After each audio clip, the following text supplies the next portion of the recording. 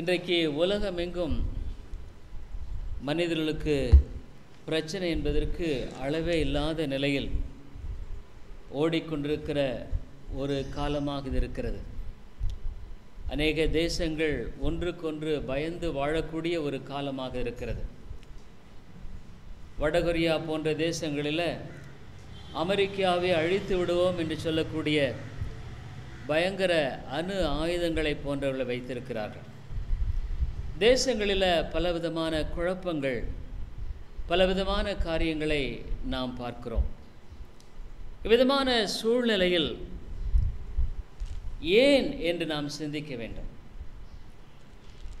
தேவன் இஸ்ரவேல் மக்களை எகிப்திலிருந்து அடிமைத்தனத்திலிருந்து கொண்டு வந்து சீனாய் மலையில் அவர் தம்முடைய கற்பனைகளை கொடுத்து, தம்முடைய வார்த்தையை கொடுத்து அவர்களை வழிநடத்தின அருமையான காரியத்தை நாம் பார்க்கிறோம். இவைகளை விட்டு மனிதன் விலகி போனதுனால தான் இந்த பிரச்சனை.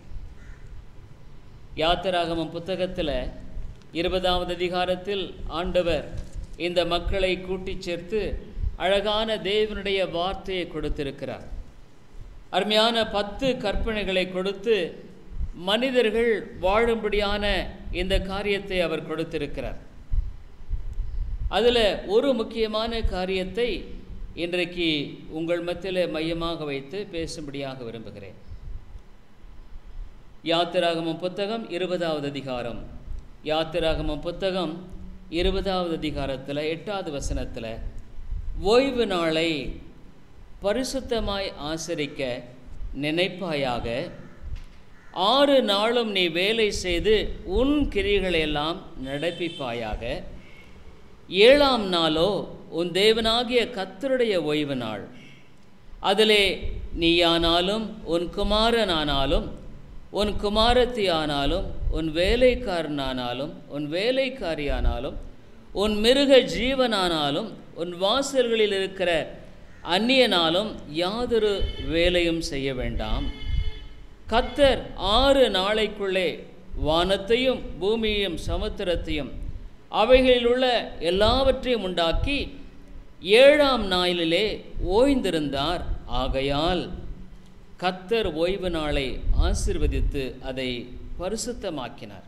இன்றைக்கு நான் முக்கியமாக மனிதனுடைய வாழ்க்கையில் இன்றைக்கு காணப்படுகிற எல்லா விதமான பிரச்சனைக்கு காரணம் என்னன்னா, இந்த கட்டளையை மனிதன் விட்டுட்டாங்க. அமெரிக்கா போன்ற தேசங்களில், இங்கிலாந்து போன்ற தேசங்களில் ஒரு காலத்தில் ஆண்டவருடைய வார்த்தைக்கு மதிப்பும் கனமும் கீழ்ப்படிதல் இருந்தது. அது ஆசீர்வாதத்தை பெற்றது.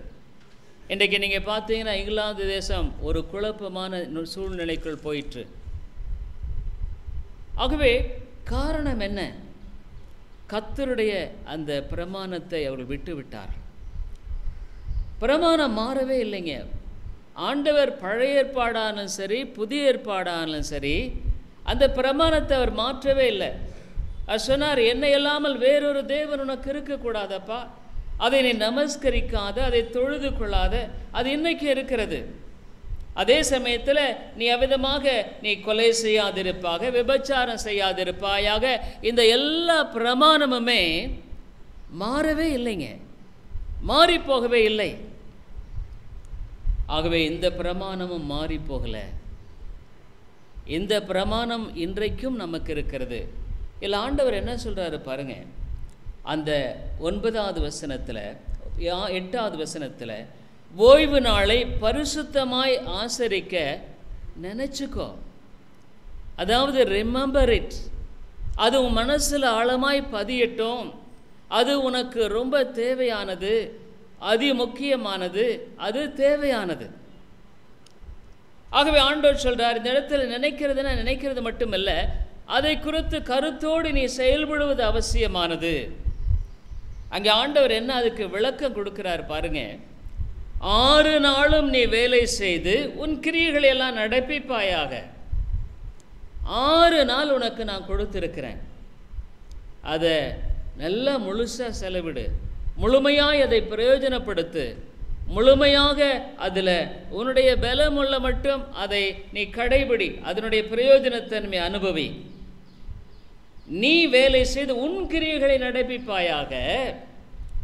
அந்த 10வது வசனத்தில் 7ஆம் நாளோ உன் தேவனாகிய கர்த்தருடைய ஓய்வு நாள். இது ஆண்டவருடைய நாளப்பா, இது ஆண்டவருடைய நாள். உனக்கு 6 நாள் நான் கொடுத்துட்டேன், அதில் நல்லா செய்ய. இது 7ஆம் நாள் கர்த்தருடைய நாள். இது அவருக்கென்று நீ கொடுக்க வேண்டிய நாள். புதிய ஏற்பாட்டில் அதை வாரத்தின் 1ஆம் நாளாக நாம் கடைபிடிக்கிறோம். அது ஏன் என்ன என்பதை குறித்து நான் பின்னால் உங்களுக்கு விளக்கமாக தொடர்ந்து சில வாரங்கள் அதை குறித்து நான் பேசும் பொழுது சொல்ல விரும்புகிறேன்.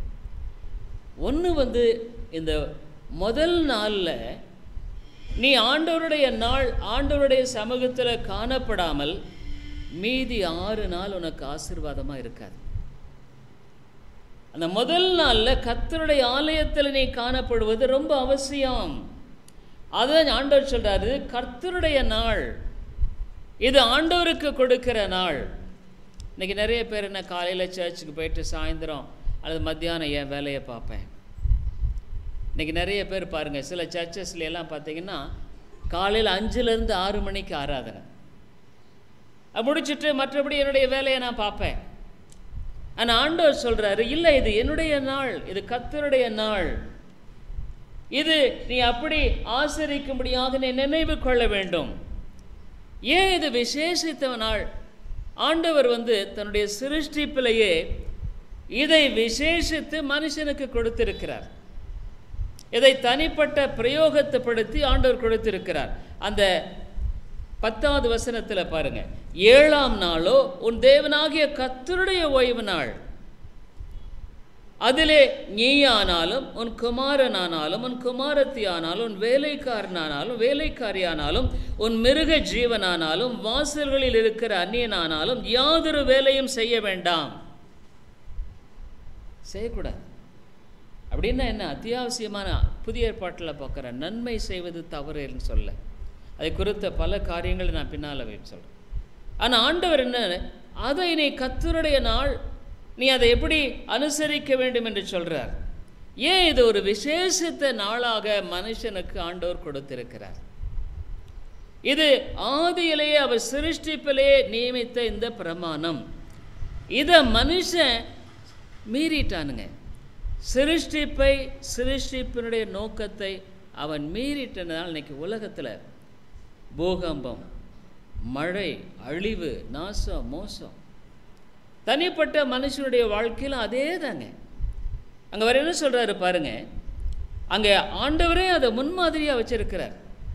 இது உனக்கும் எனக்கும் அவர் என்ன செய்கிறார்? 11வது வசனத்தில், கர்த்தர் 6 நாளைக்குள்ளே வானத்தையும் பூமியையும் சமுத்திரத்தையும் அவைகளிலுள்ள எல்லாவற்றையும் உண்டாக்கி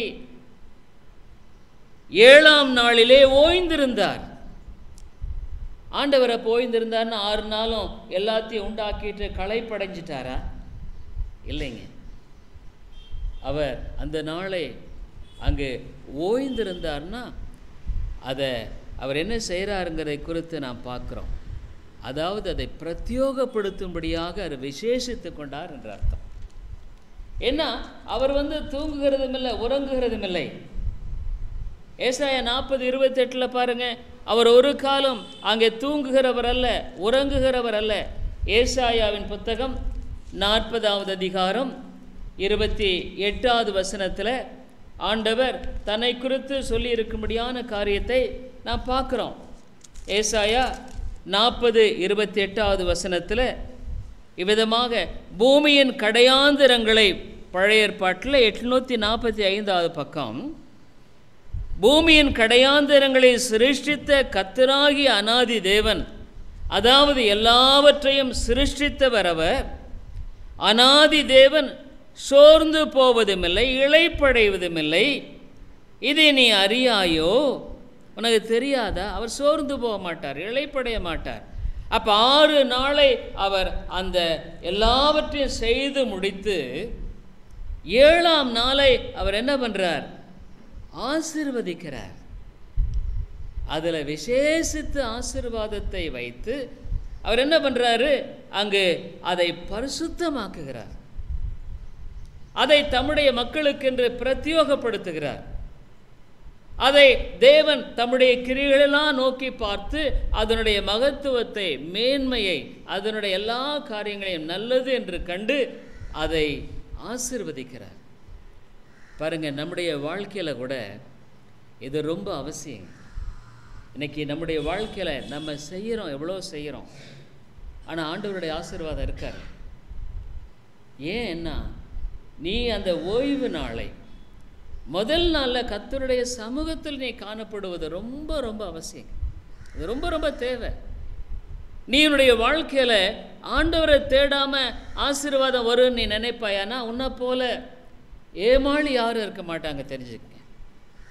நீ அப்படியெல்லாம் நீ உன்னுடைய வாழ்க்கையை கட்டும்படியாக நீ எண்ணுவாயானால் அம்மையாலே நீ ஏமாந்து போயிடுவ. ஏன்னா ஆண்டவர் கர்த்தர் வீட்டை கட்டாராகில் கர்த்தருடைய பிரயாசம் விருதா, வீண். நீ அந்த ஓய்வு நாளை அவர் ஆண்டவர் ஆசீர்வதித்திருக்க, பிரத்யோகப்படுத்தியிருக்கிறார், தனிமைப்படுத்தியிருக்கிறார்.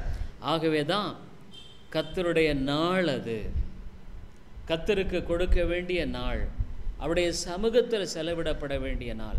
அமெரிக்கா, இங்கிலாந்து போன்ற தேசங்களில் அந்த நாட்களில் கர்த்தருடைய நாளை குறித்த பயம் இருந்ததுங்க. ஆனால் இன்றைக்கி அதெல்லாம் போயிடுச்சு. இன்றைக்கி அங்கெல்லாம் நீங்கள் பார்த்தீங்கன்னா ஞாயிற்றுக்கிழமை எல்லா கடைகளும் இருக்குது. ஞாயிற்றுக்கிழமை மற்ற நாட்களைப் போலவே எல்லாம் இருக்கிறது. அம்மையாளுடைய வாழ்க்கை ஆசீர்வதிக்கப்படணும்னா, கர்த்தர் உன்னை ஆசீர்வதிக்கணும்னு சொன்னால் இந்த பிரமாணம் ரொம்ப முக்கியமானது. நீ கொலை செய்யாது இருப்பாக, விபச்சாரம் செய்யாது, அதெல்லாம் நெகட்டிவ், எதிர்மறையா. ஆனால் பாசிட்டிவாக என்ன, இது இப்படி நீ வாழும் பொழுது தான் கர்த்தர் உன்னை ஆசீர்வதிப்பேன்னு சொல்கிறார். ஓய்வு நாள் நீ எங்கே காணப்படணும்னு சொல்கிறார். ஓய்வு நாள்னா ஏதோ சும்மா ரெஸ்ட் எடுக்கிறது இல்லைங்க. கர்த்தர் அந்த நாளில் அதை பரிசுத்தப்படுத்தி தூய்மைப்படுத்தி அதை விசேஷமாக்குகிறார். ஓய்வு நாளில் நீ எங்கே காணப்பட வேண்டும்? லேவியராகமத்தில் பாருங்க, நீ ஓய்வு நாளில் காணப்பட வேண்டிய இடம் அது. லேவியராகமம் புத்தகத்தில் 23வது அதிகாரத்தில் ஆண்டவர் இந்த ஓய்வு நாளில் நீ எங்கே காணப்படணும், எங்கே இருக்கணுன்றதை குறித்து கூட அருமையாக சொல்லியிருக்காரு. பாருங்க, அங்கே இங்கே இங்கே கர்த்தர் எப்படி 23வது அதிகாரம் அங்கே என்னங்க 3வது வசனம், 6 நாளும் வேலை செய்ய வேண்டும். பாருங்க, ஆண்டவர் சொல்றாரு பார்த்தீங்களா, 6 நாள் நீ வேலை செய்யப்பா, உனக்கு நல்லது அது. 7ஆம் நாள் பரிசுத்த சபை கூடுதலான ஓய்வு நாள். 7ஆம் நாளுங்கிறது பரிசுத்தமான சபை கூடி வருகிற ஓய்வு நாள் அது. ஆகவே நான் நினைச்சா ஆலயத்துக்கு போகிறேன், நினைக்கலன்னா போகலை, அல்லது அந்த 7 நாளில் நான் விரும்புகிறபடி நான் செய்வேன். அதுமாரிலே கர்த்தருடைய ஆசீர்வாதம் இருக்க, கர்த்தருடைய ஆசீர்வாதம் இருக்க. ஆகவே தான் ஆண்டவர் சொல்கிறார், அதில் ஒரு வேலையும் செய்ய வேண்டாம், அது உங்கள் வாசஸ்தலங்களிலெல்லாம் கர்த்தருக்கென்று ஓய்ந்திருக்கும் நாளாக இருப்பது. அதை கர்த்தருக்கென்று நியமித்த நாளாக இருக்க வேண்டும், கர்த்தருக்கென்று ஒப்புவித்த நாளாக அது இருக்கணும், கர்த்தருக்குன்னு அது பிரயோஜனப்படுகிற நாளாக இருக்கணும். என்னுடைய வாழ்க்கையினுடைய பிரச்சனையே அதுதாங்க. நம்ம நினைக்கிறோம், ஏன் ஆண்டவர் என்னை ஆசீர்வதிக்க மாட்டேங்கிறார், ஏன் என்னுடைய வாழ்க்கையில் இதெல்லாம். நீ அந்த ஆண்டவர் கொடுத்த புதிய ஏற்பாட்டினுடைய அந்த ஓய்வு நாள், கர்த்தருடைய நாளை நீ கனப்படுத்துறதில்ல.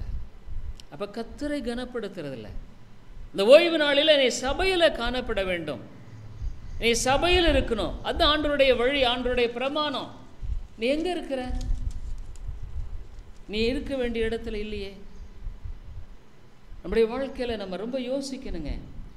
நம்முடைய வாழ்க்கையில் அந்த எல்லா காரியங்களையும் அவ்விதமாக சபை செய்யும்படி, சபையில் நம்ம காணப்பட, ஓய்வு நாளில் சபையில் நாம் என்ன செய்வோம், பல காரியங்களை நாம் பார்க்க இருக்கிறோம். சபையில் நீ காணப்பட வேண்டும். ஏன்னா இது கர்த்தருடைய சபை, மனுஷனுக்காக அல்ல, ஆண்டவருக்காக நீ சபையில் காணப்படுவது மிக அவசியமான ஒரு காரியம். இது கர்த்தருடைய ஓய்வு நாள். அது நம்ம மனசில் அதை நம்ம திருடக்கூடாது. ஒருவேளை அவ்விதமான காரியங்களில் நம்முடைய வாழ்க்கையில் செய்வோமானால் அதனுடைய ஆசீர்வாதத்தை நாம் இழந்து விடுகிறவர்களாய் காணப்படுகிறோம். ஆண்டவர் பாருங்க, இந்த ஓய்வு நாளை மட்டும் விசேஷத்தைப்படுத்திட்டார், பிரத்யோகப்படுத்தியிருக்கிறார். ஆதியாகம புத்தகத்தில் நம்ம பார்க்குறோம் ஆண்டவர் எப்படி அழகா இந்த ஓய்வு நாள் பிரமாணம் வேதத்தின் ஆரம்பத்திலிருந்து கொடுக்கப்பட்ட பிரமாணங்கள். இது பழைய ஏற்பாட்டுக்கு மாத்திரம் உரியதல்ல, புதிய ஏற்பாட்டுக்கும் உரியது. கர்த்தர் ஆரம்பத்திலிருந்து நமக்கு கொடுக்கப்பட்ட பிரமாணமாக இது இருக்கிறது, இது நோக்கமாக இருக்கிறது. இங்கே ஆண்டவர் என்ன பண்றார் பாருங்க, எல்லாவற்றையும் அருமையாய் உண்டாக்குறார். முதலாவது அந்த அதிகாரத்தில் அவர் அவ்வளவு அழகாக எல்லாவற்றையும் சிருஷ்டித்து அதற்கு மகுடமாக இதை அமைக்கிறார்.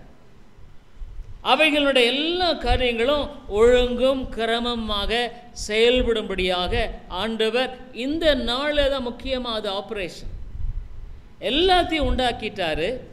ஆனால் அதற்கு கீ எங்கே இருக்கு? இதனால்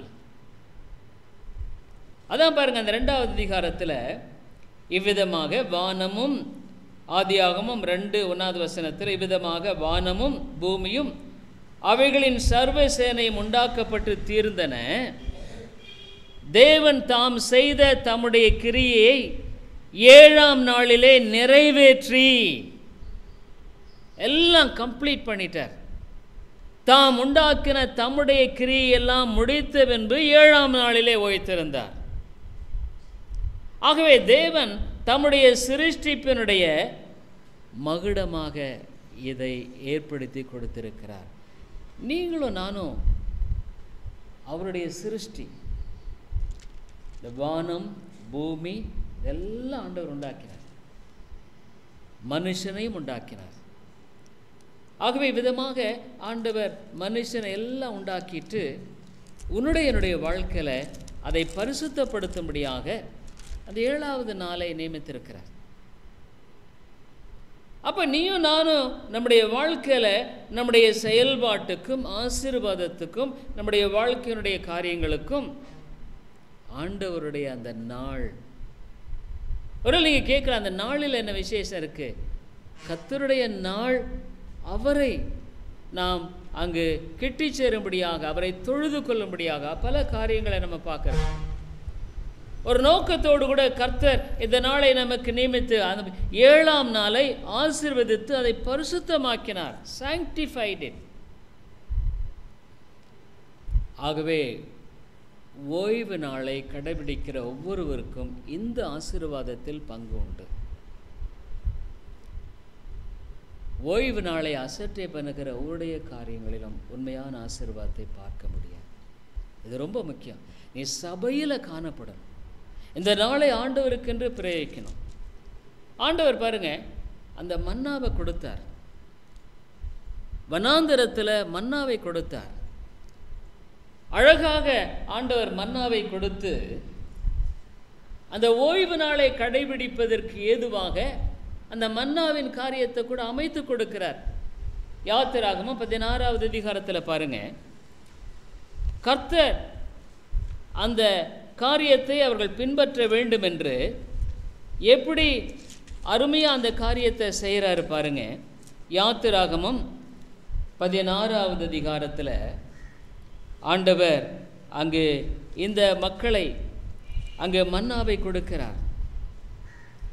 வனாந்தரத்தில் அவர்கள் உழைக்கலை, பயிரிடலை, எதுவுமே இல்லை. அவ்விதமாக கர்த்தர் தாமே அந்த மக்களுக்கு அங்கு அருமையான மன்னாவை கொடுக்கிறார். அந்த 14 பாருங்க, 13 யாத்திராகமம் 16:13 சாயங்காலத்தில் காடைகள் வந்து விழுந்து பாளையத்தை மூடிக்கொண்டது. விடியற் காலத்தில் பாளையத்தை சுற்றி பனி பெய்திருந்தது. பெய்திருந்த பனி நீங்கின பின் இதோ வனாந்தரத்தின் மீதெங்கும் உருட்சியான ஒரு சிறிய வஸ்து உறைந்த பனிக்கட்டி பொடியத்தனையாய் தரையின் மேல் விழுந்தது. இஸ்ரவேல் புத்திரர் அதை கண்டு இது இன்னது என்று அறியாதிருந்து ஒருவரை ஒருவர் பார்த்து இது என்ன என்றார்கள். அப்பொழுது மோசே அவர்களை நோக்கி, இது கர்த்தர் உங்களுக்கு புசிக்க கொடுத்த அப்பம். வனாந்தரத்தில் அவ்வளோ ஆசீர்வாதத்தை கொடுத்தார். கர்த்தர் இந்த மன்னாவை கொடுத்து, அதை கூட பாருங்கள் எவ்வளோ அழகாக அந்த மன்னாவில் கூட ஆண்டவர் இந்த ஓய்வு நாளை மக்கள் கருத்தாய் கடைபிடிக்க வேண்டும் என்று சொல்லி அதனுடைய ஒழுங்கு ஏற்படுத்தி கொடுத்திருக்கிறார். அப்படி பாருங்கள் 17வது வசனத்தில், இஸ்ரவேல் புத்திரர் அப்படியே செய்து சிலர் மிகுதியாயும் சிலர் கொஞ்சமாயும் சேர்த்தார்கள். பின்பு அதை ஓமரால் அளந்தார்கள். மிகுதியாய் சேர்த்தவனுக்கு மீதியானதுமில்லை, கொஞ்சமாய் சேர்த்தவனுக்கு குறைவானதுமில்லை. அவரவர் தாங்கள் புசிக்கும் அளவுக்கு தக்கதாக சேர்த்தார்கள். மோசே அவர்களை நோக்கி, ஒருவனும் விடியற்கால மட்டும் அதில் ஒன்றும் வைக்கக்கூடாது என்றவர்களுக்கு சொல்லியும், மோசேயின் சொல் கேளாமல் சிலர் அதில் விடியகால மட்டும் கொஞ்சம் மீதியாக வைத்தார்கள். அது பூச்சி பிடித்து நாற்றம் எடுத்தது. அவர்கள் மேல் மோசே கோபம் கொண்டான். அதாவது கர்த்தர் ஒரு ஒழுங்கை கொடுத்திருக்கிறார். அவருடைய பிரமாண கட்டளைக்கு கீழ்ப்படிய வேண்டும் என்று தான் இந்த காரியத்தை செய்கிறார்.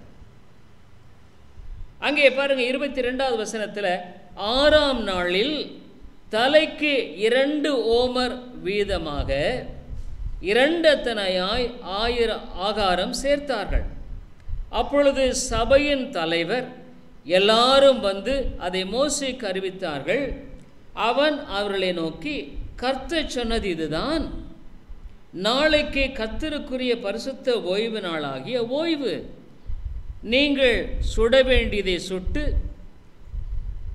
வேவிக்க வேண்டியதை வேவித்து, மீதியாக இருக்கிறதெல்லாம் நாளை மட்டும் உங்களுக்காக வைத்து வையுங்கள் என்றான். அதுக்கு முன்னால் நாளைக்கு வச்சா அது அவ்விதமாக நாற்றம் எடுத்து கெட்டு போனதை பார்க்குறோம். ஆனால் ஓய்வு நாளுக்கு முன்பாக அந்த 6ஆம் நாளில் அவர்கள் சேர்த்து வைத்த காரியம் கெடலைங்க. பாருங்கள், அந்த ஆகாரத்தில் கூட ஆண்டவர் எவ்வளவு கருத்தாக அதை செய்கிறாரு பாருங்க. ஒரு சாதாரணமான ஒரு உணவு நம்ம நினைக்கிறோம், ஆனால் அதில் கூட மனிதன் ஓய்வு நாளை அவன் கடைபிடிக்க வேண்டும் என்ற கருத்தை கொண்டு கர்த்தர் அந்த காரியத்தில் கூட அவ்வளோ அழகாக நேர்த்தியாக செய்கிறாருங்க. வானத்தையும் பூமியும் சிருஷ்டித்த கர்த்தர் நம்முடைய வாழ்க்கையை கூட உண்மையாலுமே ஆண்டவருடைய சமூகத்தில் நாம் ஒப்புவித்து அவருடைய வார்த்தைக்கு கீழ்ப்படிந்து போகும் பொழுது நம்முடைய வாழ்க்கையில் நாற்றம் எடுக்கிற காரியம் இருக்காது, கெட்டு போகிற காரியம் இருக்காது, அழிந்து போகிறது இருக்காது, ஆசீர்வாதம் இருக்கும். இன்றைக்கி நிறைய பேருடைய பிரச்சனை தாங்க, நிறைய கிறிஸ்துவனுடைய பிரச்சனையை பாருங்கள். அவர்களுடைய வாழ்க்கையில் ஆசீர்வாதம் இருப்பதில்லை, சமாதானம் இருப்பதில்லை, சந்தோஷம் இருப்பதில்லை. ஏதாகிலும் ஒரு விதத்தில் குழப்பம், ஏதாகிலும் ஒரு விதத்தில் பிரச்சனை, தங்களுடைய சொந்த வழியில் நடக்கிற பல காரியங்கள். ஏன்? அடிப்படையான கர்த்தருடைய ஓய்வு நாளை அவர்கள் அலட்சியப்படுத்தி விட்டார்கள். இன்னைக்கு உலகத்திலே அதாங்க ஆண்டவருடைய வர இப்போ பாருங்கள், பல காரியங்களை மக்கள் விதமாக செயல்படுகிறதை பார்க்க, அரசாங்கம் அதற்கு எதிரடியாய் செயல்படுகிறதை பார்க்கிறோம்.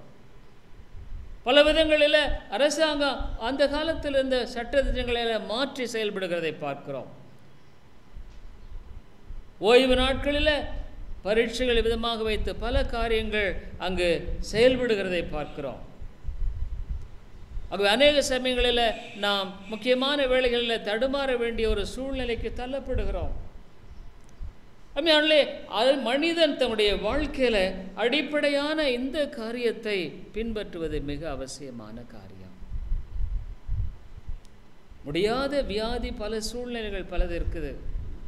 ஆனால் நம்முடைய வாழ்க்கையில் தேவையானது என்ன தெரியுங்களா?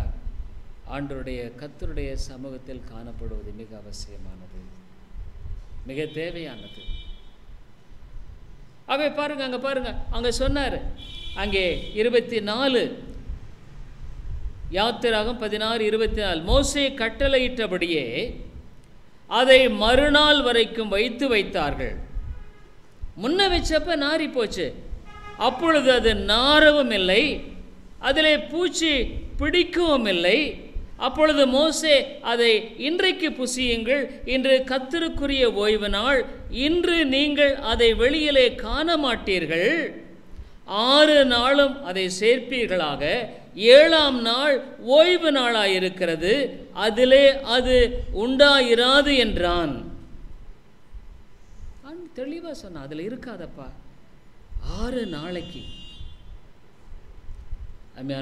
உண்மையாலுமே நிச்சயமாக நான் சொல்கிறேன், அந்த 6 நாளை விட அந்த 7ஆம் நாள் அந்த ஆகாரத்தை கர்த்தர் அதிகமாய் ஆசீர்வதிப்பார்.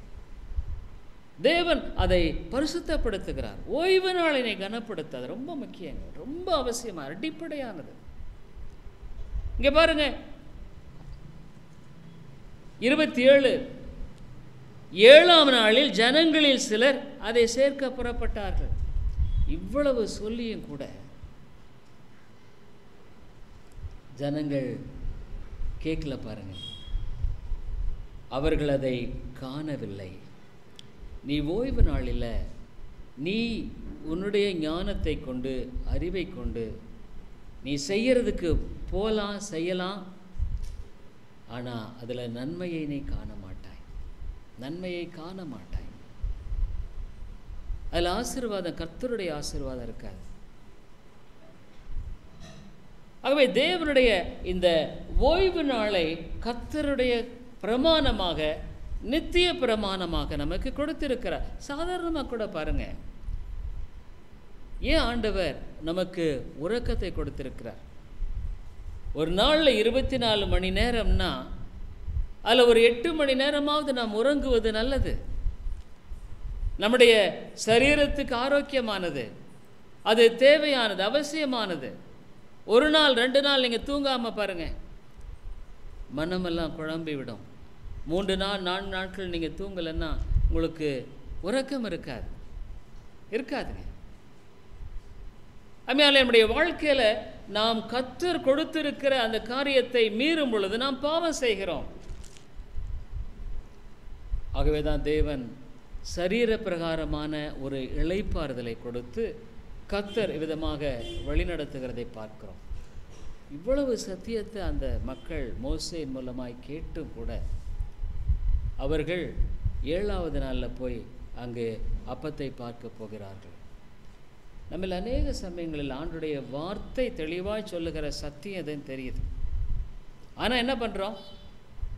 அதை நாம் மீறுகிறோம். அதனுடைய பிரமாணங்களை விட்டு நாம் வழி விலகி போகிறோம். உபாகமம் 5வது அதிகாரத்தில் பாருங்கள். உபாகமம் 5வது அதிகாரத்தில் மோசே அவன் அந்த ஜனங்களெல்லாம் வழிநடத்தி விட்டு அவர்கள் அங்கு கானான் தேசத்தில் பிரவேசிப்பதற்கு முன்பாக அந்த ஜனங்களுக்கு மறுபடியும் அந்த கட்டளையை அவன் நினைப்பூட்டுகிறதை பார்க்கிறோம். நீங்கள் ஒரு புதிய தேசத்தில் உள்ளே போகிறீங்க, புதிய தேசத்தில் நீங்கள் நுழைகிறீங்க, அங்கே நீங்கள் எப்படி வாழணும் அப்படிங்கிறத அவர் சொல்கிறார். என்ன சொல்கிறாரு பாருங்க. உபாகமம் 5வது அதிகாரம் 14வது வசனத்தில் அதே தான் சொல்கிறார். 12வது வசனத்தில் பாருங்க, கர்த்தருடைய ஆசீர்வாதம் 10லிருந்து நான் வாசிக்கிறேன் பாருங்க. என்னிடத்தில் அன்பு கூர்ந்து என் கற்பனைகளை கைக்கொள்ளுவர்களுக்கோ, என்னுடைய கற்பனைகளை நீ கைக்கொள், எனில் அன்பு கூர்ந்து என்னுடைய கற்பனைகளுக்கு கைக்கொள்ளுவர்களுக்கோ 1000 தலைமுறை மட்டும் இரக்கம் செய்கிறவராயிருக்கிறேன். நீ ஆண்டவருடைய கற்பனையை மீறியே, நீ ஆண்டவருடைய கற்பனையை நீ அலட்சியப்படுத்திறியே. இது ஒரு நாள்னா ஒரு நாள் தான். நீ கர்த்தருடைய ஆலயத்தில் காணப்படுவது அவசியம். நீ ஏதோ ஆலயத்தில் போய் 1/2 மணி நேரம் 1 மணி நேரம் உட்காந்துட்டு அந்த நாள் முழுக்க உன்னுடைய சொந்த வேலையை செய்கிறது ஆசீர்வாதம் இருக்கா? அது நீ வேலை செய்கிறதுக்கு தான் சமம். நீ ஓய்வு நாளை கடைபிடிக்கிறதுக்கு இல்லை. எத்தனை ஆலயங்களில் இன்றைக்கும் சில நல்ல ஆலயங்கள் இருக்க செய்கிறது. நான் இந்த பைபிள் கோர்ஸ் படித்த அந்த கல்லூரி அந்த ஆலயத்தில் மெட்ரோபாலிட்டன் டேபர்னக்கிள் அங்கே எப்படி தெரியுங்களா, அந்த ஜனங்கள் ஆண்டவர் இன்னைக்கு அது அதிகமாக ஆசீர்வதித்திருக்கிறார் அந்த ஆலயத்தை. எத்தனையோ ஜனங்கள் அந்த பாஸ்டர் டாக்டர் பீட்டர் மாஸ்டர்ஸ் அப்படின்றவர், அவர் அந்த ஆலயத்தை எடுக்கும் பொழுது 7 பேர் வயசானவங்க தான் இருந்தாங்க. அவர் அந்த நாளில் அந்த ஆலயத்தை எடுத்தப்போ ஆண்டுடைய வார்த்தையை அவர் தெளிவாய் போதித்தார். கர்த்தருடைய வார்த்தை அந்த ஜனங்களுக்கு எடுத்து பேசினார். அப்போ ஜனங்கள் அங்கு வந்து ரட்சிக்கப்பட ஆரம்பித்தார்கள். நானெல்லாம் 1990 பார்க்கும்போது கீழேயே பெரிய சர்ச் தான், அது ஃபுல்லாக நிரம்பி இருப்பாங்க. மேலே எல்லாம் கேலரியிலெல்லாம் அங்கே காலியாக தான் இருக்கும். ஆனால் இப்போ பார்த்தா கேலரி எல்லாம் ஃபுல்லாக ஜனங்க இருக்காங்க, ஃபுல்லாக ஜனங்கள் இருக்கிறார்கள். பல விதங்களில் உலகத்துக்கு ஒரு ஆசீர்வாதமான கருவியாக அவர்கள் காணப்படுகிறார்கள். ஏன்? கர்த்தருடைய நாளை கனப்படுத்தக்கூடிய வாழ்க்கை அவர்கள் கொண்டிருக்கிறார்கள். அவங்க எப்படின்னு சொன்னால், காலையில் வீட்டில் சமைத்து எடுத்துகிட்டு வந்துடுவாங்க. காலையில் வந்து வாங்க இங்கே முன்னால் கூட இடம். காலையில் வந்து காலையில் ஆராதனை முடித்து விட்டு, காலையில் சாப்பிட்டுட்டு வந்து ஆராதனை முடிச்சுட்டு என்ன பண்ணுவாங்கன்னு சொன்னால், அங்கே மதியம் உட்கார்ந்து தங்களுடைய ஆகாரத்தை உண்ணுவார்கள். அப்போ ஒருவருக்கொருவர் பகிர்ந்து கொண்டு அங்கே ஆலயத்தில் ஒருவருக்கொருவர் ஐக்கியப்படுகிற காரியம். சபை கூடி வர்றதுன்னா ஒரு ஐக்கியங்க இது. ஆகவே அங்கே அவர்கள் வந்து எல்லாம் சாப்பிட்டுட்டு ஐக்கியப்படுகிறார்கள், ஜெபிப்பார்கள். கரெக்டாக 3 மணிக்கு அங்கு பார்த்தீங்கன்னா பல இடங்களில் அந்த லண்டன் போன்ற இடத்துல நிறைய பிளாக் பீப்புள், கருப்பின மக்கள் குடும்பங்கள் பார்த்தா ரொம்ப பிரிஞ்சு போன பல குடும்பங்களில் பெற்றோர்களில் தகப்பன் இல்லாத பிள்ளைகள் அவங்க என்ன பண்ணுவாங்க, போய் அங்கங்கே சேகரித்து வருவார்கள். ஏறக்குறைய 700-800 பிள்ளைகள் அங்கே வருவாங்க ஓய்வு நாளுக்கு, அது சண்டே ஸ்கூல். அது மாத்திரமல்ல, அங்கங்கே போய் அந்தந்த இடங்களில் அந்த சண்டே ஸ்கூல் நடத்துவாங்க. அந்த சண்டே ஸ்கூல் மூலமாக ரட்சிக்கப்பட்ட அநேக மக்கள். சில சமயங்களில் வயதானவர்கள், அப்படி முடியாதவங்க கூட இல்லைன்னா கூட மற்றவர்கள் இருந்து அதில் பங்கு பெற்று மாலையில் கூட்டங்களை அங்கே கலந்து கொண்டு திரும்பி போவார்கள். அது அவர்களுக்கு வீணாகிறதில்லை. அந்த 6 நாள் ஆண்டவர் அழகாக ஆசீர்வதிக்கிறார். 6 நாளில் நல்ல ஒரு சமாதானமான நாள், ஒரு ஆசீர்வாதமான நாள். 6 நாளில் எல்லாம் ஆண்டவர் நமக்கு நன்மையாய் கொடுக்கிற நாள்.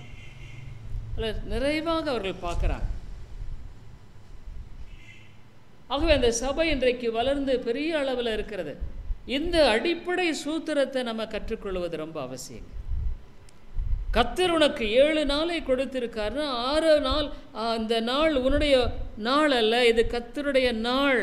நீ ஆண்டவருடைய காரியமாய் செயல்படுவது அவசியம். இப்போ நம்ம சர்ச்சில் எத்தனையோ வழிமுறைகள் இருக்கிறது. ஆலயத்துக்கு வர்றோம், போய் ஊழியத்தை செய்கிறோம், மாலையில் நம்ம கூடி வருகிறோம். அந்த நாளை ஆண்டவருக்கென்று செலவிடும்படியாக நாம் பிரயாசப்படுகிறோம். ஒரே ஒரு ஆசீர்வாதம் தாங்க, நீ முதல் நாளை ஆண்டவருடைய சமூகத்தில் வச்சு உடைய ஆலயத்தில் காணும்படியாக உன்னுடைய காரியத்தை ஒப்புக்கொடு. இந்த 6 நாளை ஆண்டவர் அவ்வளோ அழகாக ஆசீர்வதிப்பார். நீ செய்கிற வேலையை ஆசீர்வதிப்பார். வேதம் அழகாக சொல்லுது, அது பிசைகிற தொட்டியை கூட ஆசீர்வதிப்பார். அதனால் இன்றைக்கு மனிதனுடைய பிரச்சனை என்ன தெரியுங்களா, அவன் 7 நாளையும் தனக்குன்னு இந்த கர்த்தருடைய நாளை அவன் திருட ஆரம்பிக்கிறான். பாருங்கள், ஒரு மனுஷனை இங்கே நாம் பார்க்குறோம். யாத்திராகமம் புத்தகத்தில், இது என்னாகமம் புத்தகத்தில் ஒரு ஆளை நம்ம பார்க்குறோம். என்னாகமம் புத்தகம் 15வது அதிகாரத்தில்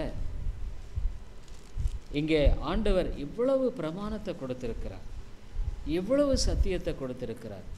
இது கர்த்தருடைய நாள். அந்த நாளில் நீ ஆண்டவருக்கு உகந்த காரியங்களை செய்யணும், ஆண்டவருக்கு ஏற்புடைய காரியங்களை நீ நிறைவேற்ற வேண்டும். எல்லாவற்றையும் ஆண்டவர் அழகாக கொடுத்திருக்கிறார்.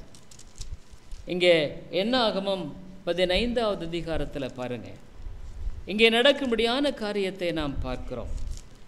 அம்மையானவர்களே, ஒரு பக்கம் கர்த்தருடைய ஓய்வு நாளை நீ அனுசரிக்கும் பொழுது கர்த்தர் அதை ஆசீர்வதிக்கிறார். கர்த்தருடைய ஓய்வு நாளை அலட்சியப்படுத்தும் பொழுது என்ன நடக்குது? என்னாகமம் 15வது அதிகாரம் 32வது வசனத்தில் 190வது பக்கத்தில் அங்கே பாருங்க, ஆண்டவர் சொல்லியிருக்கார், தெளிவாக சொல்லியிருக்கிறார். அங்கே பல காரியங்களை சொல்லியிருக்கிறார். 29லேருந்து வாசிக்கிறேன். இஸ்ரவேல் புத்திராகி உங்களில் பிறந்தவனுக்கும் உங்களுக்குள்ளே தங்கள் அந்நியனுக்கும் அறியாமையினால் பாவம் செய்தவ நிமித்தம் ஒரே பிரமாணம் இருக்கு. அன்றியும் தேசத்திலே பிறந்தவர்களாகிலும் அந்நியர்களாகிலும் எவனாவது துணிகரமாய் யாதொன்றையும் செய்தால் அவன் கர்த்தரை நிந்திக்கிறான். ஆண்டவர் என்ன சொல்றார்? அதாவதுங்க, இது கிருபையின் காலங்க. இது பழைய ஏற்பாட்டின் காலம் இருந்தால் அது வேற. ரட்சிப்புக்கு ஒரே ஒரு வழி இயேசு கிறிஸ்துனுடைய வழி தான், வேற வழி இல்லை. ஆனால் இது கிருபையின் காலம், இது இரக்கத்தின் காலம், தயவின் காலம். இங்கே ஆண்டவர் என்ன சொல்றாரு? இவ்விதமாக அங்கே இந்த பிரமாணத்தை தான் கொடுக்கிறார். அந்த ஆத்துமா தன் ஜனத்தா இல்லாதபடி கருப்புண்டு போக வேண்டும். அவன் கர்த்தரின் வார்த்தையை அசட்டை பண்ணி அவர் கற்பனையை மீறினபடியால் அந்த ஆத்துமா அறுப்புண்டு போக வேண்டும். அவன் அக்கிரமம் அவன் மேல் இருக்கும் என்று சொல் என்றார். சொல்லப்பா இத. அப்படி ஆண்டவருடைய கற்பனையை மீறுகிறவன் அவன் அறுப்புண்டு போகணும். அவன் மேல அந்த பாவம் அக்கிரமம் அவன் மேல் இருக்கும்.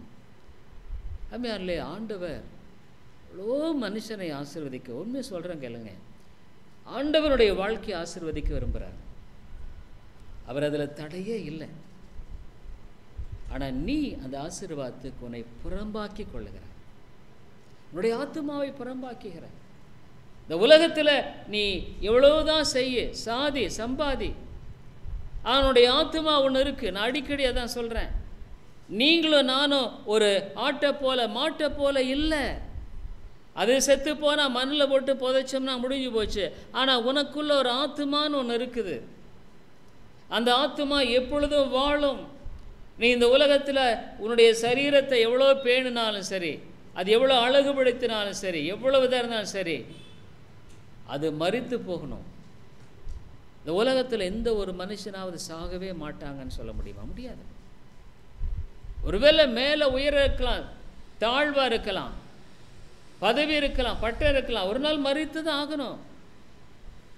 ஆகவே அந்த மரிக்கிற நேரத்தினுடைய சரீரம் மண்ணோடு போல அவனுடைய ஆத்துமா எங்கே போகும்? நீ எவ்வளோ காலம் நீ வாழ முடியும்? உன்னுடைய வாழ்க்கையில் உன்னுடைய ஆத்துமாவை ஆண்டவர் ரட்சிக்கலைன்னா நரகம்தான் போக முடியும்னு வேதம் சொல்லுகிறதுங்க. இந்த இடத்துல ஆண்டுடைய வார்த்தை பிரமாணங்களை அவர் நமக்கு கொடுத்திருக்க அந்த வேத புத்தகம் நம்ம என்ன பண்ணுறோம்? அதை அலட்சியப்படுத்திடுறோம். ஆண்டவர் தானே சொல்கிறார், பரவாயில்ல, நான் என் வேலையை செய்வேன், என்னுடைய காரியத்தை நான் செய்வேன். ஆமையானே, ஆண்டோடைய ஆசீர்வாதத்தை முதலாவது நான் இழந்து போயிடுவேன். அடுத்தது ஆண்டவருடைய தண்டனையை நாம் அனுபவிக்கும். ஆகவே இந்த நாளை நீ ஆண்டவருக்குன்னு பிரத்யேகப்படுத்து. நீ வீட்டில் இருந்தால் கூட ஆண்டவருடைய காரியங்களை, நல்ல ஆவிக்குரிய புத்தகங்களை வாசி, ஜெபி. நானெல்லாம் அப்படி தாங்க வளர்ந்தேன். என்னுடைய காலேஜ் படிப்பு அப்போல்லாம் திங்கட்கிழமை பரீட்சை இருக்குமானா ஞாயிற்றுக்கிழமை படிக்க மாட்டேன். தோல்விகளை சந்தித்த உண்மை. ஆனால் கர்த்தர் என்னை கைவிடலை, கர்த்தர் என்னை கைவிடலை. இன்னைக்கு ஓய்வு நாளை நிறைய கிறிஸ்தவர்கள் துர்பிரயோகம் பண்ணுறார்கள், அலட்சியப்படுத்துகிறார்கள். ஆகவே அவங்க வாழ்க்கையில் ஆசீர்வாதம் இருக்கிறதில்ல. அது பயங்கரமான பாவங்க. ஆண்டவர் இதை ஒரு விசேஷமாக மனுஷனுக்குன்னு கொடுத்திருக்கிற இந்த காரியத்தை மனுஷன் அலட்சியப்படுத்தும் பொழுது ஆண்டவர் அதுதான் சொல்றார். அவன் கர்த்தரின் வார்த்தையை அசட்டை பண்ணி, ஆண்டவருடைய வார்த்தை அசட்டன என்ன?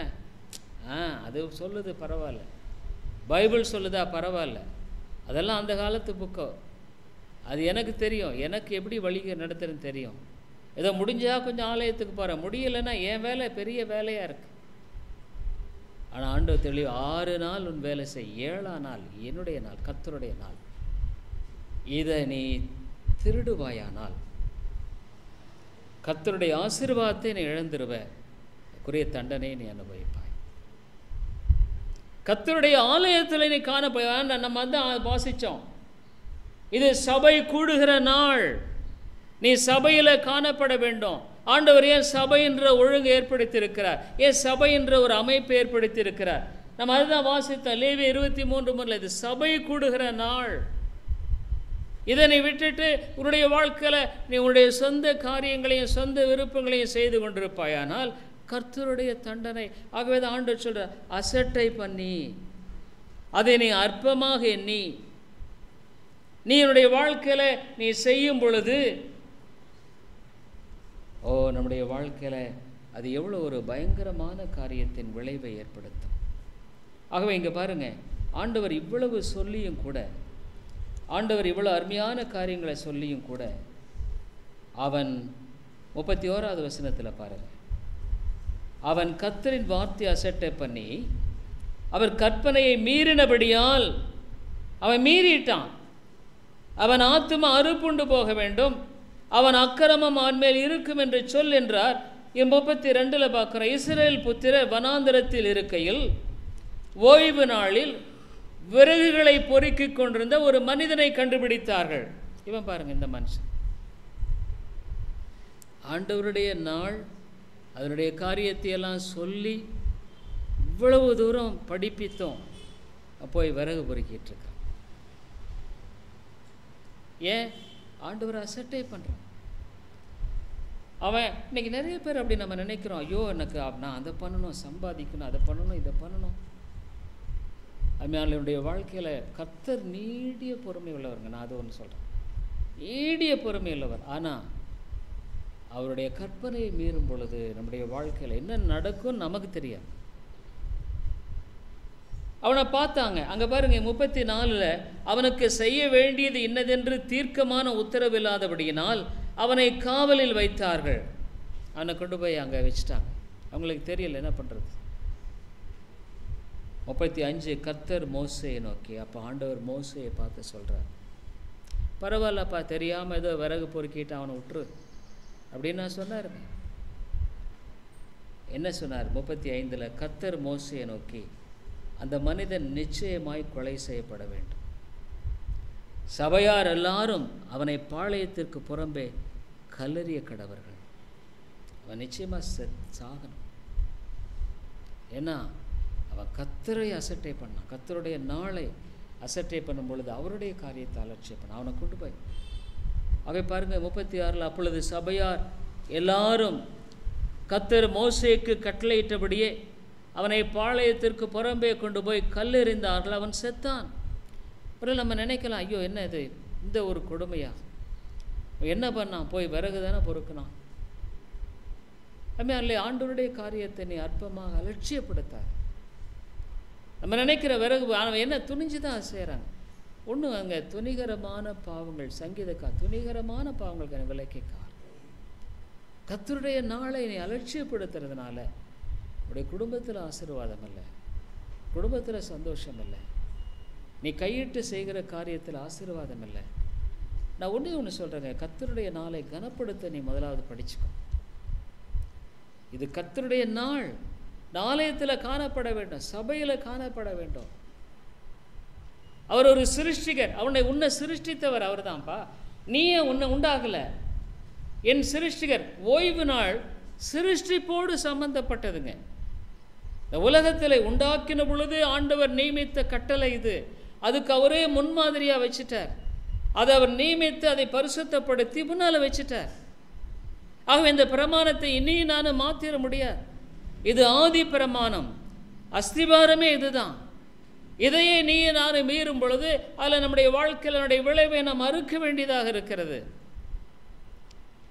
ஒரு இவ்வளவு நாளாக நம்ம கர்த்தருடைய நாள் அலட்சியப்படுத்திட்டோம். ரைட், பாண்ட மன்னிப்பு ஆண்டவரே, உம்முடைய நாள் என்னை மன்னியும், உம்முடைய நாளை கனப்படுத்த எனக்கு உதவி செய், நான் ஆசீர்வதிக்கிறேன்னு சொல்கிறேன், பரிசுத்தப்படுத்துறேன் என்றார். கர்த்தருடைய ஓய்வு நாளை ஆசரிக்காதனால பழைய ஏற்பாட்டில் எவ்வளோ காரியங்களில் ஆண்டவர் மக்களை அங்கு தண்டிக்கிறார். அதனாலே கர்த்தருடைய ஓய்வு நாள் மிக கனத்துக்குரியது. நம்ம அடிப்படையான இந்த சத்தியத்தையே இன்னும் நம்ம கற்றுக்காதனால தான் இன்றைக்கி அநேக கிறிஸ்தவர்கள் கற்றுக்காதனால ஓய்வு நாளை அலட்சியப்படுத்தி தங்களுடைய சொந்த காரியங்களை செய்கிறதுக்கு தெரிந்து கொண்டு அதையும் இதையும் செய்கிறது. ஒன்று சொல்கிறேன், இது முழுக்க கர்த்தருடைய நாள் தான். இது முழுக்க கர்த்தருடைய நாள். ஏன் அது ஞாயிற்றுக்கிழமையாக நம்ம பின்பற்றணும் அப்படிங்க குறித்து நம்ம பின்னால் பார்ப்போம். இது முழுக்க முழுக்க கர்த்தருடைய நாள் தான். சொல்லப்போனால் அந்த பிரமாணம் அங்கே மாறி போகலை. சனிக்கிழமை அங்கே மாலையிலிருந்து ஞாயிற்றுக்கிழமை மாலை வரைக்கும் அந்த பிரமாணம் இருக்கத்தான் செய்கிறது. ஆகவே அடுத்த நாள் கர்த்தருடைய நாள் அப்படின்னா அதுக்குரிய காரியத்தை நீ ஒழுங்குபடுத்திக்கணும். நான் நாளைக்கு ஆலயத்துக்கு போகணும், ஆலயத்தில் போய் அவரை தொழுது கொள்ளணும், அவரை பின்பற்ற வேண்டும், எல்லாவற்றையும் ஒழுங்குபடுத்திட்டு ஆண்டவருடைய ஆலயத்தில் காணப்பட வேண்டும். அப்போ கர்த்தர் உன்னை கனப்படுத்துவார். இது அடிப்படையான பிரமாணங்க. இதில் நம்ம தவறும் பொழுது நம்முடைய வாழ்க்கையில் ஆசீர்வாதத்தை நாம் பார்க்கவே முடியாது. ஜெபிப்போம். எங்கள் கிருபையும் இரக்கமுள்ள நல்ல தேவனே, நாங்கள் நன்றியோடு உம்மை துதிக்கிறோம். ஆண்டவரே, நம்முடைய ஆசீர்வாதங்களுக்காக உமக்கு ஸ்தோத்திரம். இரக்கமுள்ள பிதாவே, உம்முடைய நாளை நாங்கள் அலட்சியப்படுத்தும் பொழுது நாங்கள் உம்மை அலட்சியப்படுத்துகிறோம். உம்முடைய நாளை நாங்கள் கனப்படுத்தும் பொழுது நீர் அதை ஆசீர்வதிக்கிறீர். உம்முடைய நாளை நாங்கள் கனவீனப்படுத்தும் பொழுது அதை ஆண்டவரே நீ தண்டிக்கிறீர். இது உமக்குரிய நாள், உம்முடைய நாள். அதில் நாங்கள் உமக்குரிய காரியங்களை செய்ய வேண்டியது அவசியமான. கர்த்தருடைய நாளில் கர்த்தருடைய ஆலயத்தில் காணப்படுவது அவசியம். நாங்கள் எங்களுக்கு இது சொந்த நாள் என்று நாங்கள் உறங்கி கொண்டிருப்பது நியாயமல்ல. அல்லது காலையில் ஒரு நேரம், மணி நேரம், 2 மணி நேரம் ஆலயத்துக்கு போயிட்டு மற்றபடி எங்களுடைய காரியங்களை நாங்கள் செய்வது நியாயமல்ல. அல்லது நாங்கள் ஆலயத்துக்கு போகாமலே அங்கே எங்குமாய் போய் அந்த காரியங்கள் இந்த காரியங்களை செய்வது நியாயமல்ல. அதை நீர் அருவருக்கிறீர். ஆண்டவரே, எவ்வளவாக அந்த 6ஆம் நாளில் அந்த மன்னாவை எடுத்துக்கொண்டு போகும்படியான காரியத்தை விட்டு 7ஆம் நாளிலும் போனவர்கள் ஏமாந்து போனார்கள்.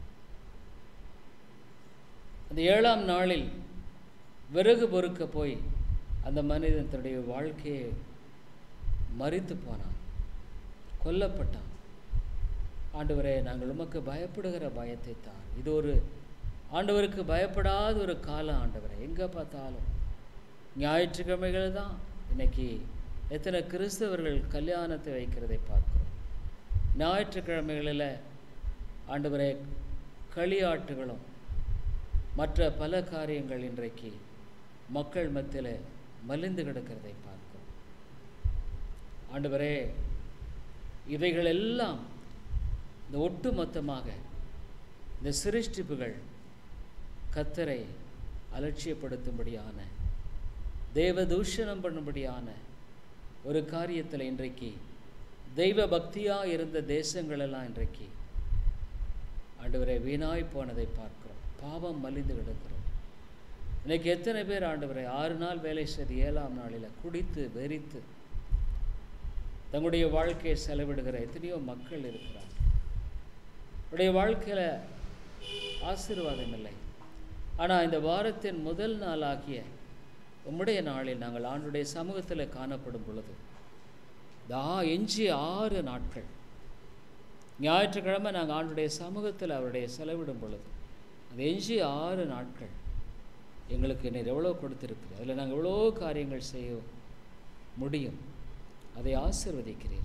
அதற்காய் ஸ்தோத்திரம் ஆண்டவரே. இந்த காரியங்களை குறித்து நாங்கள் கருத்தாய் சிந்திக்க உதவி செய்யும்.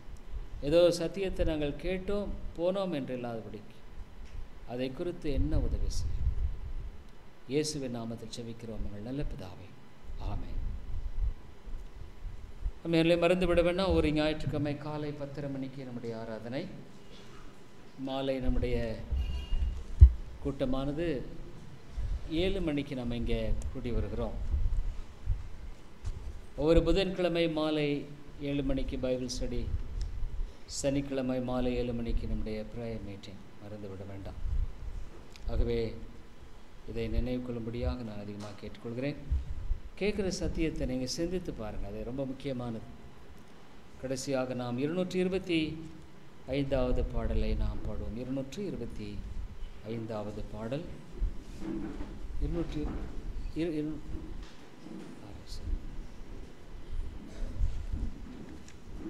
இயேசுவுக்கு ஒப்புவித்தேன், all to Jesus I sent. 225.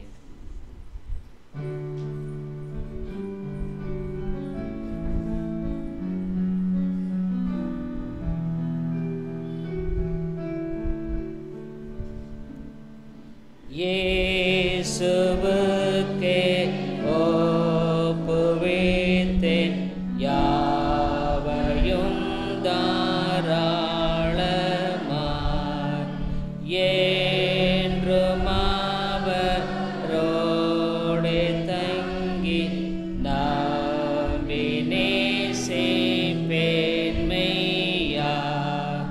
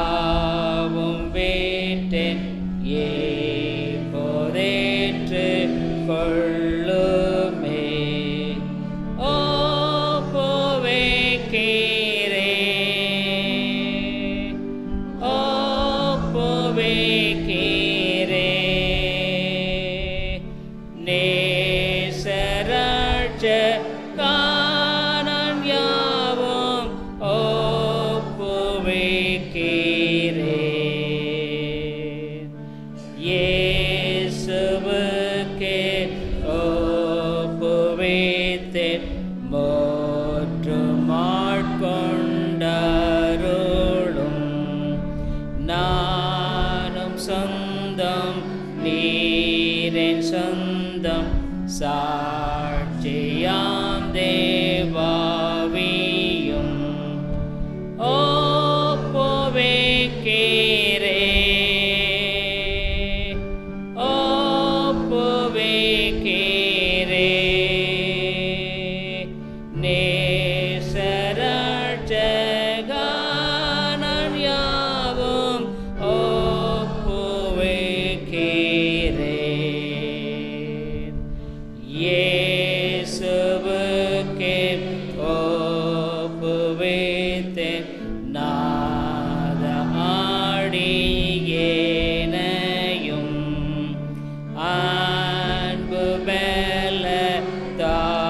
தேவ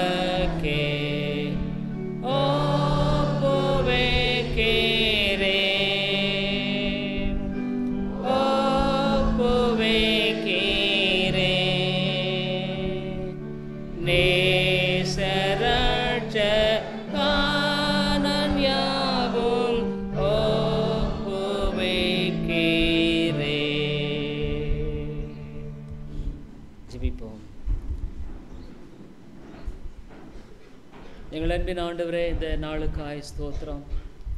கர்த்தர் நல்லவர் என்பதை ருசித்து பாருங்கள். அவர் மேல் நம்பிக்கையாக இருக்கிற மனுஷன் பாக்கியவான் சொல்கிறேன். ஆமாண்டவரே, உம்மை நம்பி நாங்கள் ஒவ்வொரு வாரமும் அந்த முதல் நாளை ஆண்டவருக்கு காணிக்கையாக அர்ப்பணித்து ஒப்புவித்து அவருடைய சமூகத்தில் செலவிட்டு அந்த எஞ்சிய 6 நாட்களையும் நாங்கள் செய்யும் பொழுது கர்த்தாவே, அதை எவ்வளவாய் நீர் ஆசீர்வதிக்கிறீர். அதில் சந்தோஷம் உண்டு, நிறைவு உண்டு, சமாதானம் உண்டு, அதில் மெய்யான ஆசீர்வாதம் உண்டு. இந்த அடிப்படையான காரியத்தை மனுஷனுக்கென்று அவனை உண்டாக்கின பொழுதே நீர் கொடுத்தீர். ஆனால் இன்றைக்கு இது எவ்வளோ மீறப்பட்டு விட்டது ஆண்டவரே. இன்றைக்கு உலகத்தில் பிரச்சனைகள், உலகத்தில் போராட்டங்கள், சமாதானமின்மை, கொலை, கொள்ளை, வெறி, ஏமாற்றம், சஞ்சலம், வருத்தம், இயற்கை பேரழிவுகள், நாங்கள் பல காரியங்களை எண்ணுகிறோம், சிந்திக்கிறோம், செயல்படுகிறோம். ஆனால் அதனுடைய முடிவு சமாதானம் இல்லை. ஆண்டவரே, தொடர்ந்து இந்த ஓய்வு நாளை குறித்து நாங்கள் சிந்திக்கிற காலங்களில் இது எங்களுடைய மனசில் ஆழமாய் பதித்தருளும். எங்களுக்கு தேவை ஆண்டவரே. நாங்கள் உண்மையான ஆசீர்வாதத்தை எங்களுடைய வாழ்க்கையில் நாங்கள் நிறைவாய் காண வேண்டுமானால் இது ஒரு வழிதான். எங்களுக்கு உதவி செய்யும். இயேசுவின் நாமத்தில் ஜெபிக்கிறோம் எங்கள் நல்ல பிதாவே, ஆமென். நமக்கு கர்த்தராகிய இயேசு கிறிஸ்துவின் கிருபையும் பிதாவாகிய தேவனுடைய அன்பும் பரிசுத்த ஆவியினுடைய ஐக்கியமும் வல்லமையும் விடுதலையும் சமாதானமும் இப்பொழுதும் எப்பொழுதும் நம்ம ஒவ்வொருவரோடு கூட இருப்பதாக. ஆமென்.